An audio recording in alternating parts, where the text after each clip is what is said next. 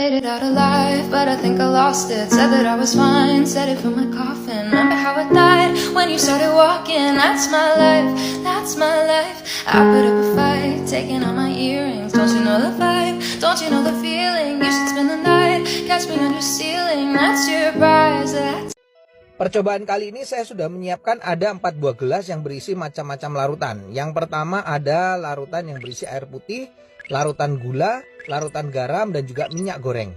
Dan masing-masing larutan nanti saya akan campurkan dengan sel darah manusia. Ini adalah darah manusia yang sudah ambil menggunakan jarum suntik. Nah, lalu saya akan teteskan pertama kali pada larutan yang pertama, yaitu air putih.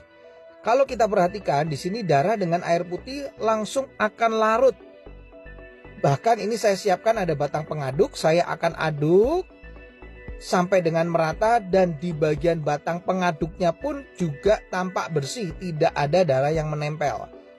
Ini artinya darah dengan air dia akan terlarut sempurna. Lalu bagaimana dengan larutan gula? Saya akan teteskan darah pada larutan gula. Kalau kita bandingkan dengan air putih tadi, pada larutan gula ini sel darahnya tidak akan larut ke bawah, justru dia akan mengendap di bagian atas. Dan akan saya gunakan batang pengaduk. Nah, Anda bisa lihat ini beda sekali. Sel darahnya justru menempel pada batang pengaduk. Ini kenapa? Karena gula itu bersifat perlengketan. Berbeda dengan air putih tadi, batang pengaduknya bersih.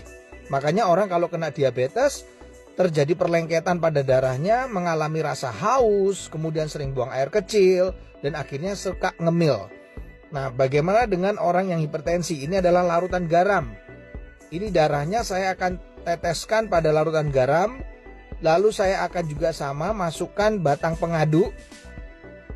Dan ini berbeda dengan diabetes, di mana sel darah yang menempel pada batang pengaduknya tidak selengket pada gula, larutan gula.